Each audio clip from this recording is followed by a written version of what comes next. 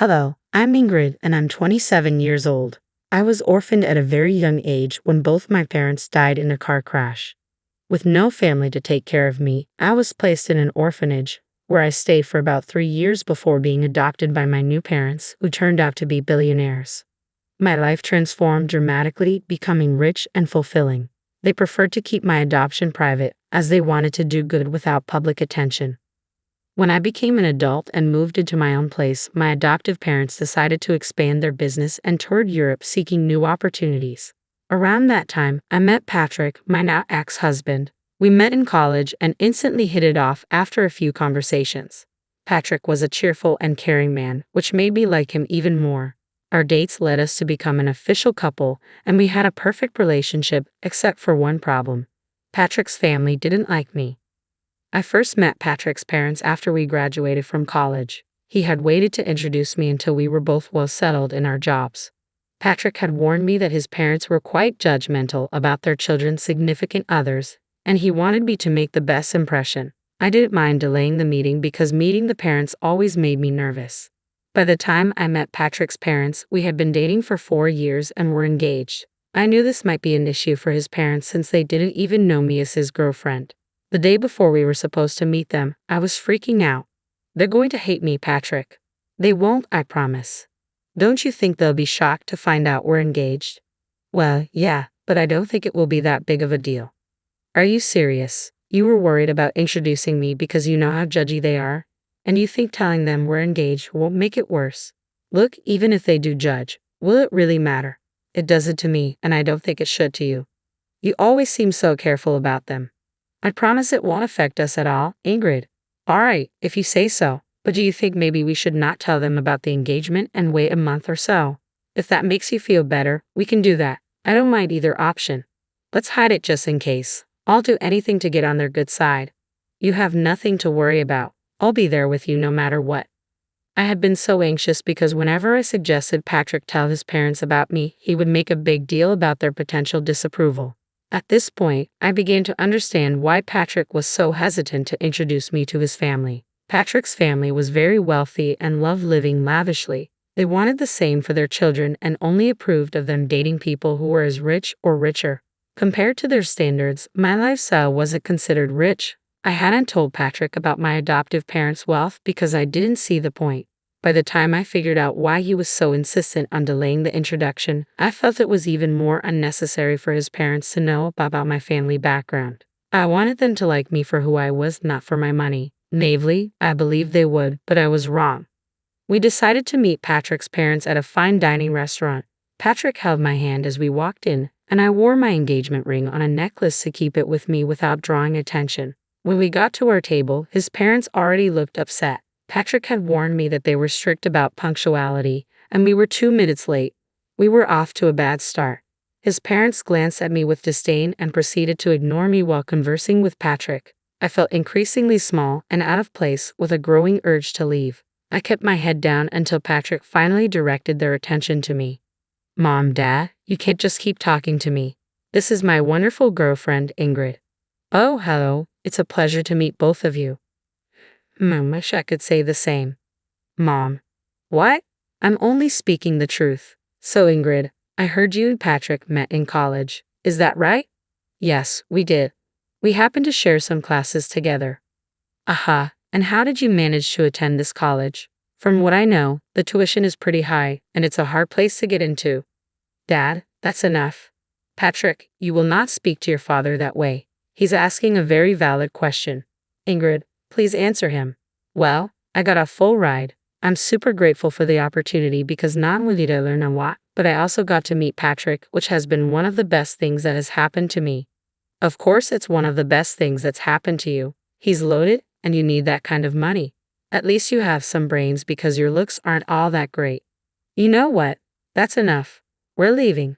Come on, Ingrid. Patrick grabbed my hand and we walked out. I was in shock at how his parents had treated me. I couldn't believe people could be so openly cruel. The car ride home was silent as Patrick fumed.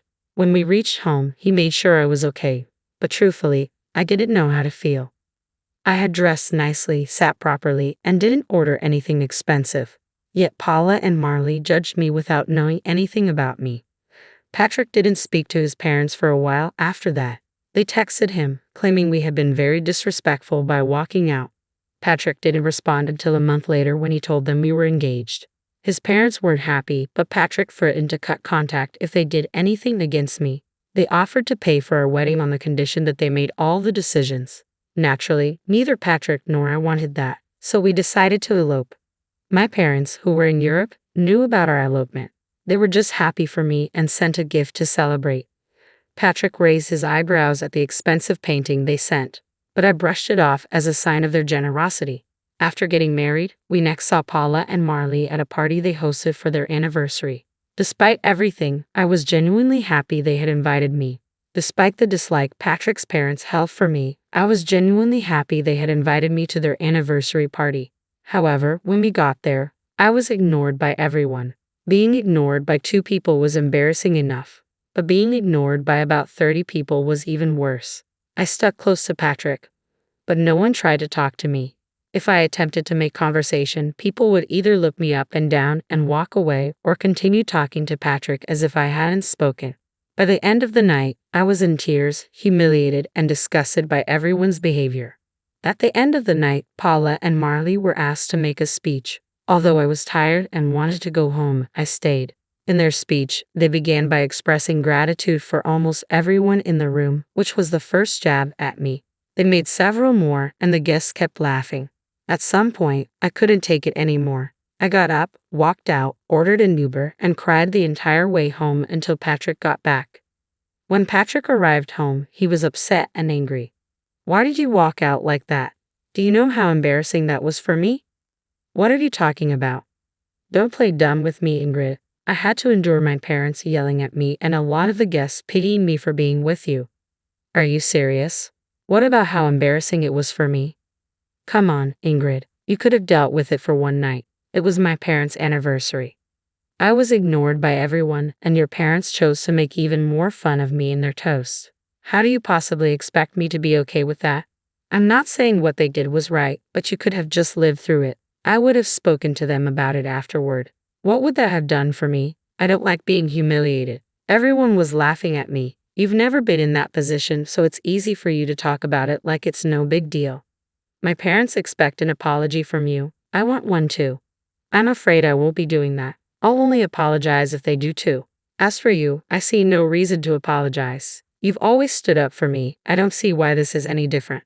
This is different because, unlike before, you humiliated my family in front of all our guests. And your parents humiliated me, your wife, in front of all their guests. Maybe my parents were right about you.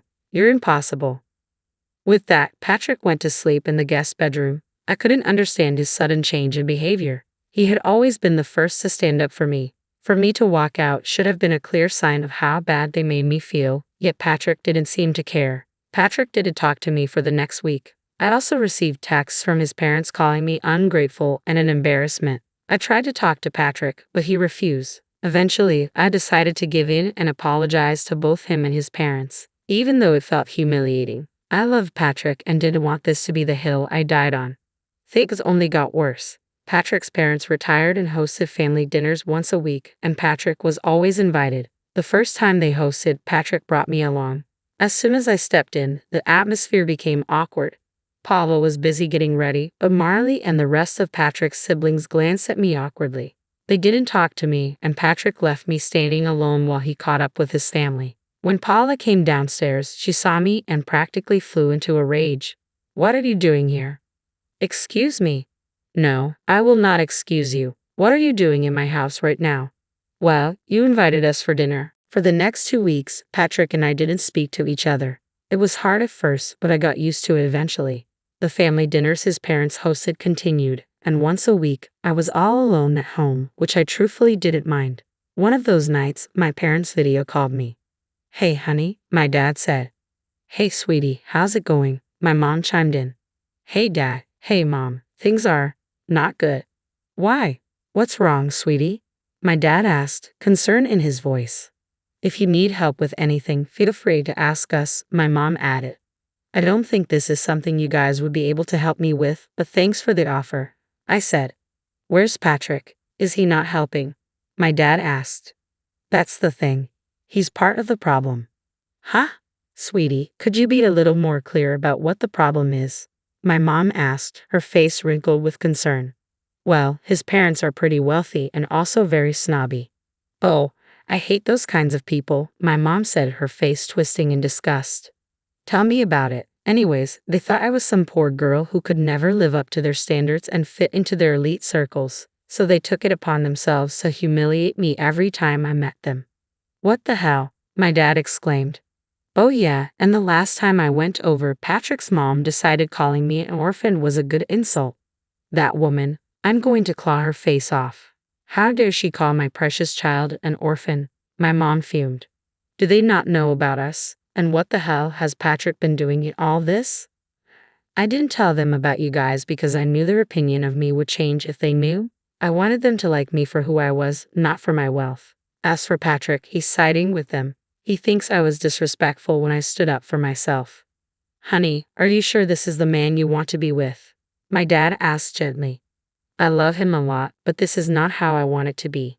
We haven't been speaking to each other for the last 2 weeks, and I'm surprisingly okay with that. We can provide you with the best lawyer. Just say the word, my dad offered. Okay, I think I will need your help with that actually. I'm done with this. All right, sweetie, I'll get you in touch with one of my friends over there. As for your worry about us not being able to help you out, I think we might actually be able to help you get a little sweet revenge. Ha, what do you mean? I asked, curious and hopeful. Your dad and I are coming there next week. We wanted to take you and Patrick on a vacation, but now we can just take you. More things for us to do together, I guess, my mom said with a sly smile. Really? Oh my God, I'm so excited to finally see you both in person again, I exclaimed, feeling genuinely happy for the first time in weeks. The three of us continued to talk for a while. Dad elaborated on his plan to help me. He asked where the family dinners were held, and I told him they took turns hosting at their house and at restaurants. Conveniently, the week my parents were coming, the dinner was going to be at a restaurant. I needed to get the exact location, so I logged into Patrick's email on my phone. If there was one thing I knew about Paula and Marley, it was that they loved to email everyone everything. It wasn't hard to get the location, and I gave it to my parents. Meanwhile, my mom's lawyer friend contacted me, and we started the process of filing for divorce. My parents landed in the States and checked into their hotel, where I met them. We had lunch together, and then they sent me on a spa day they paid for, saying I deserved it while they got ready for their plan. My parents walked into the restaurant where Patrick and his family were dining. According to Dad, when they approached the table, Marley and Paula began to murmur among themselves, recognizing who he was. My mom told me how the conversation went. Hello, Dad greeted them. Oh my gosh, Mr. Burns, what brings you here? Paula stammered. I just happened to see some familiar faces and figured I could drop in and probably dine with you, Dad replied casually. Familiar faces? Who are you speaking about, Mr. Burns? Marley asked, confused. Well, I see Patrick, Dad said, looking directly at him. Hello, a pleasure to meet you. My daughter has spoken a lot about you. Speaking of my daughter, where is she? Your daughter? I'm afraid you're mistaken. I don't think she's here, Paula said, flustered. But she should be, right? Dad asked, raising an eyebrow. I'm sorry, Mr. Burns, but we didn't even know you had a daughter, Marley said, trying to regain composure. Of course I do. And she's married to Patrick. What? I'm sorry, but I think you're mistaken, Paula said, her voice trembling. Yes, his wife's name is Ingrid, and she was an orphan, Marley added. Yes, I do know that, and that is why we adopted her, Ed said calmly. Excuse me, you're her dad? Paula asked, her face paling. Yes, and from what I see, she isn't here. She's been telling me there have been some problems with her in-laws, but I see what the problem was. It was you. No, she was the one who hid this huge thing from us. If we knew, we would have treated her better, Paula stammered. She didn't want you to treat her nicely because of her background, Dad retorted. Oh well, she did ask me to hand this over to Patrick. Dad handed Patrick the divorce papers and walked out. After that, it only took a couple of phone calls for a lot of investors to pull away from Marley's business. They were quickly crashing, and nothing was more satisfying than watching them crumble down to the levels they had made fun of. I received a lot of texts from Patrick's family calling me nasty names, while some begged me to talk to my dad and reverse what he had done. Patrick, thankfully, signed the divorce papers without any hassle. My parents and I went on a long vacation after that. I had the time of my life and slowly began to heal. It hurt that I had lost the love of my life, but I also learned how important it is to stand up for myself. I'm forever grateful to my parents for everything they've done for me, and I can't wait to see what else life has to offer me.